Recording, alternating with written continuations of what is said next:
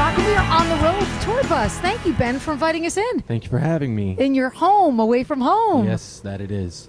Man, Mondo Tour. What Mondo a Tour. great tour this summer. So many awesome bands keeping the rock alive. You guys, Five Finger Death Punch, Nothing More, killer young band. Yeah, and I love, of course, I Bad love Wolves. Bad Wolves and Nothing More. Yeah, I mean, just so energizing. Yeah. To see these great young rock bands. Energizing to see you back with a killer new record. Your sixth, I believe, right? Sixth? Yeah. Yeah, Ember's the sixth. Yeah. I want to rewind a little bit, though. I've not had you in the Box of Rock feature, which we've been doing for about 10 years at WDHA, so I'm happy to have you. I want to go back. I want to go back to 2010. Okay.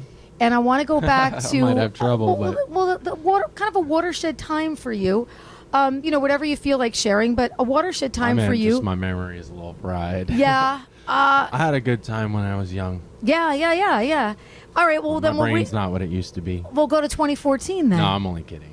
Ask whatever you want. Well, because in between, twists, turns, changes, and I think you've come out the other side now, and all things that really were not only for the positive, but, have made Breaking Benjamin the band that you are today. Yeah, I mean, I had a chance to play with people that I thought would be the best personality match and the best musician match for the band. With everyone that I've had in the band before, they're always very capable, very talented musicians.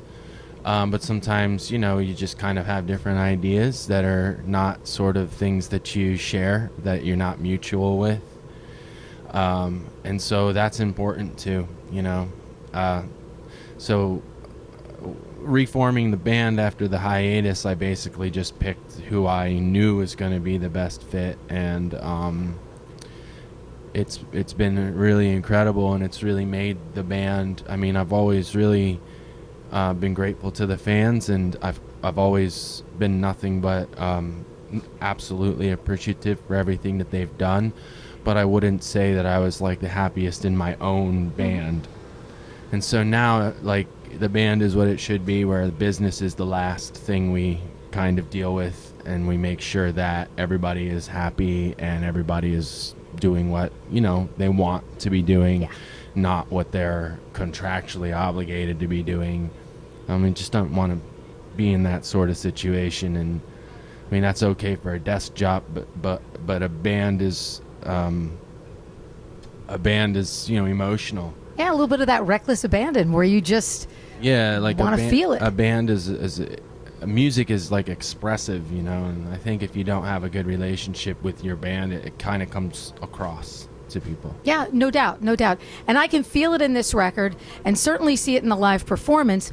But I want to talk to you about, you gave up a little control, which sometimes isn't the easiest thing to do, where you sort of said, you know what, this has always kind of been really about you. And then the guys come in and everybody sort of feels free to express themselves. Was that hard at all? No, not at all. I get that a lot. I get asked that question a lot, like, what made me want to do that or whatever. The real truth of it is that I never wanted full control. I never wanted it to be my band. That's never anything I ever wanted. It's like I said before, there was a few ideas in the past that were contributed to the writing. I would have to take those ideas and sort of change them, sometimes not a lot, sometimes a lot. And I'd have to change them to fit them into parts of songs that I already had. Yeah.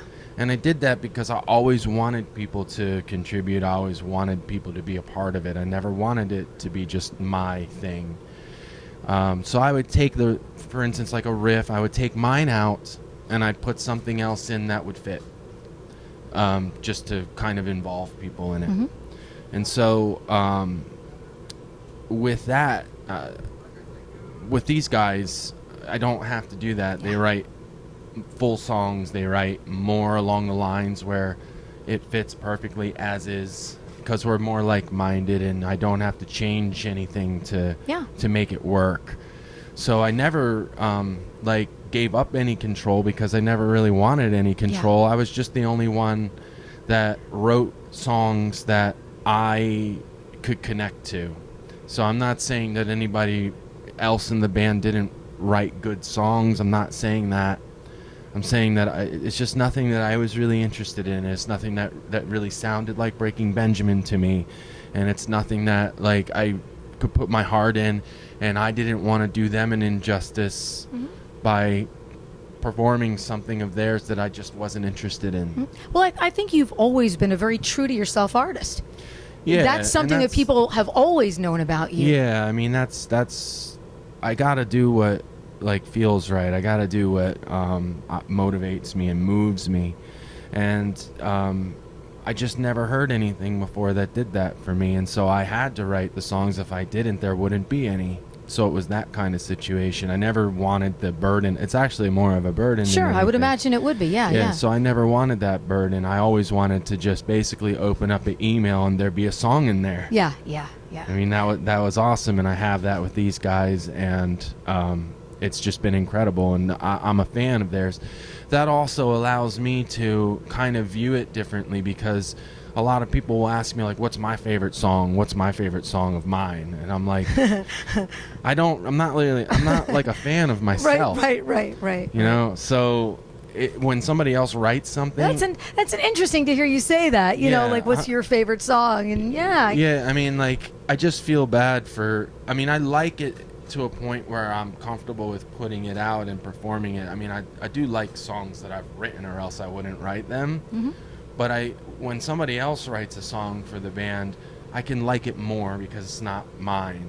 So I can like admire it without admiring myself. Sure. You know what I mean? Yeah, you've come in from a different place for sure. Yeah. So then, was this record a little more effortless? Yes. Dare I say that? Yeah. Oh man, yes. In the It was studio, I would so imagine it was a fun. great experience. Oh my God, it's the first album, because Dark Before Dawn was a lot of fun, because it was the first album that the guys actually tracked on, performed. I'm sorry, that was my phone. That's okay, no problem. It was the first album that the guys actually tracked and performed on, and that took a lot of weight off me too, because past albums I did do a lot of the tracking as well as the writing.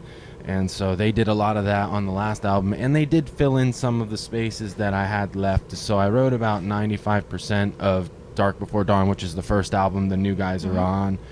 And then this album, I think I wrote, like, I think the end number was like 60% or something, which is a vast difference. Yeah, huge. And so, you know, it's really like amazing. It made it so much fun to not have to be burdened with all of the little details, and I'm not burdened by it because I put my trust completely in them, so I don't even have to oversee it. Yeah. So it's just made it so much fun, and it's the first album that I've really had like actual fun making. You can really feel that synergy too on stage. So tonight you guys are headlining, big rock show. Yeah. And people are sitting in the audience, and you're looking there, and you're seeing people from 5 to 50 plus. Yeah. You're looking out into the fan base, and then you get it's like double barrel, like song after song after song after song. What does that feel like? We kind of looking to where you've been to where you are now. Do you ever look out and think to yourself, "Wow, what a long, strange trip it's been. What a journey it's been." Well, we always still try to do those smaller shows. We like them. They're really comfortable. It's more like hanging out than performing. But I've found that, and also too, in doing those small shows that way, I kind of take that mentality into the big shows. And we do what we do. We take it seriously, but at the same time, not so seriously that it's like the end of the world. Like, if somebody messes up, I'm going to like say, hey, we messed up. Like, we're human, you know? Yeah. But, you know, we're just really grateful and blessed to have the success that we've had. We never once would ever take it for granted, and we know it's all because of the incredible fans that continue to support us. They love to you. This day. It's such a gift. They love you. They It's love such you. a gift. There's no doubt. And so, you know, we owe it all to them, and as long as they're there, we're going to keep doing what we're going to keep doing. So we're just grateful to be able to. Ben, thank you so much. Thank you. It's a show day. It's always tough for artists on show day, and I really appreciate your time. Thanks so much for hanging. I appreciate you having me. Thank you.